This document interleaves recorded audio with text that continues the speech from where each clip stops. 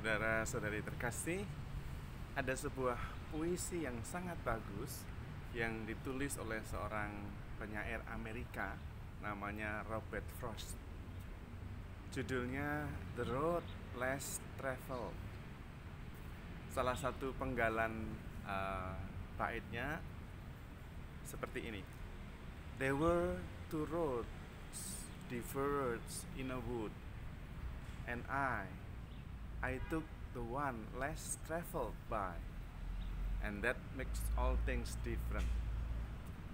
Terjemahannya kurang lebih seperti ini. Ada dua jalur di mulut hutan, dan saya mengambil jalur yang jarang dilalui, dan itu membuat semua pemandangan berbeda. Saudara-saudari terkasih, saya suka sekali puisi ini karena ini melukiskan kebiasaan atau habitus yang kita miliki. Di otak kita itu seperti sudah ada jalur-jalur.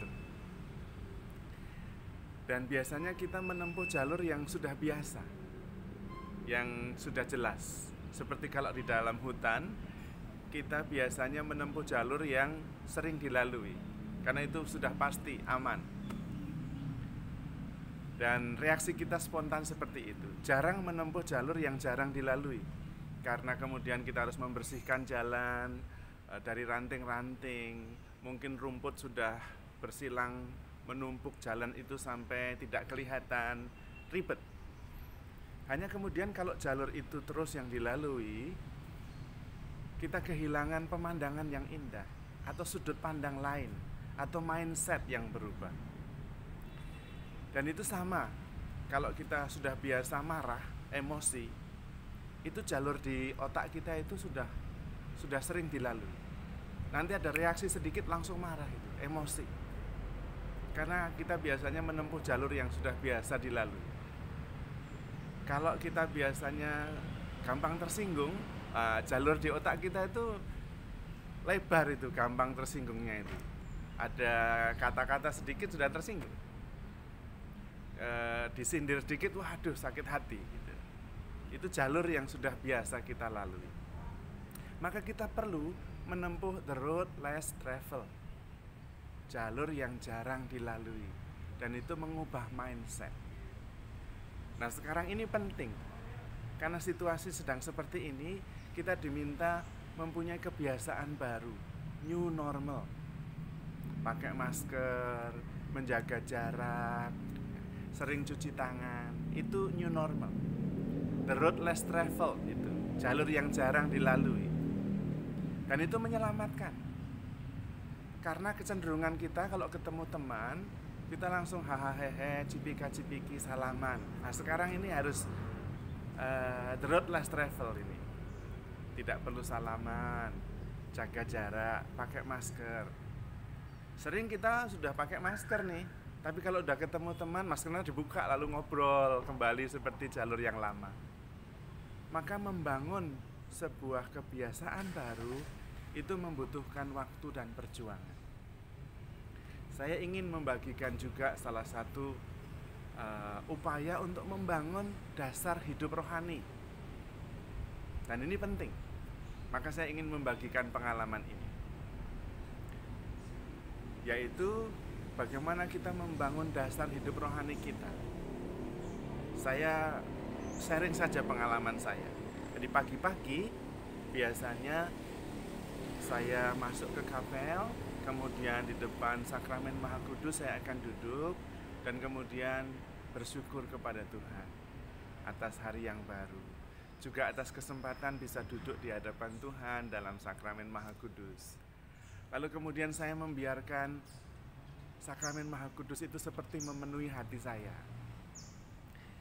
Dan saya berdoa, Tuhan, penuhilah hatiku dengan energi syukur dari-Mu. Penuhilah hatiku dengan energi cinta, energi kelegaan, energi pengampunan, energi pengharapan, energi kasih, energi iman, energi kerendahan hati. Dan saya membayangkan sakramen Maha Kudus itu memancarkan sinarnya, damainya, kelegaannya, pengampunannya, kerendahan hatinya, harapannya memenuhi hati saya. Tubuh saya lalu bercahaya karena dipenuhi oleh energi ilahi dari sakramen Maha Kudus itu. Dan biasanya saya menikmatinya cukup lama. Sesudah itu baru kemudian saya bersyukur, menerimanya, dan penuh, seperti tempayan cinta saya sudah penuh. Kemudian saya mendoakan doa kepada Tritunggal Maha Kudus seperti yang kemarin saya bagikan. Lalu sepanjang hari itu saya sudah mempunyai dasar hidup rohani yang kuat. Tempayan cinta saya sudah penuh, tinggal bagi-bagi cinta. Dan kemudian karena ada energi keikhlasan, energi kelegaan, energi pengampunan juga, kalau ada orang yang menyakitkan, saya sudah tidak terlalu gampang untuk kemudian mendendam. Apalagi tempayan cinta saya penuh, ya dibagilah kasih dan pengampunan itu. Dan yang menarik, saudara-saudari terkasih, ketika kebiasaan itu dibangun, dasar hidup rohani itu dibangun pagi-pagi, saya memberi sinyal kepada bawah sadar saya, unconscious saya, bahwa saya itu sudah penuh dengan energi ilahi. Energi damai, cinta, pengampunan, keikhlasan, kerendahan hati, segala macam itu. Sehingga bawah sadar saya itu penuh dengan hal itu. Maka ketika mau membuat renungan, mau mengambil keputusan, mau bereaksi, itu bawah sadarnya yang kemudian keluar, yang mengendalikan.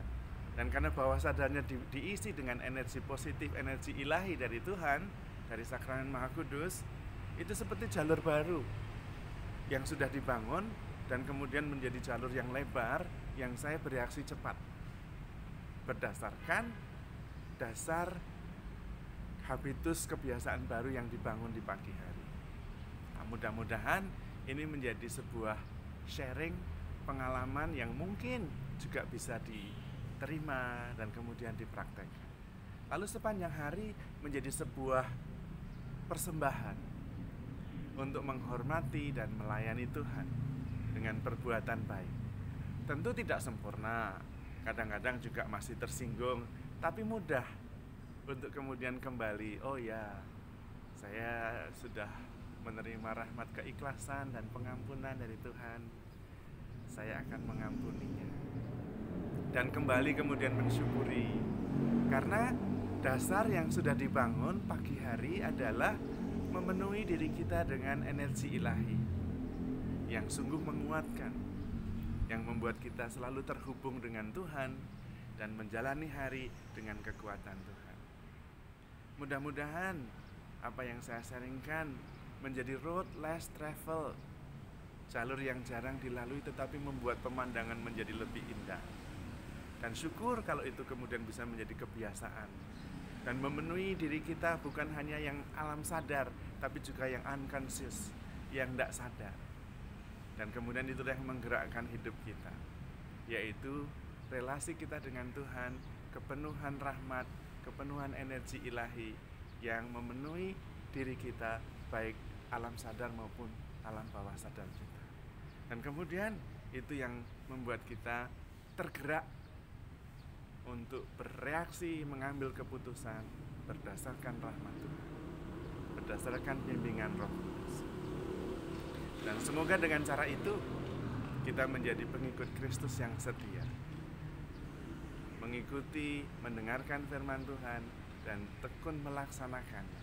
Bukan hanya karena pikiran kita dipenuhi oleh energi ilahi, tetapi seluruh diri kita, termasuk unconscious kita. Tuhan memberkati.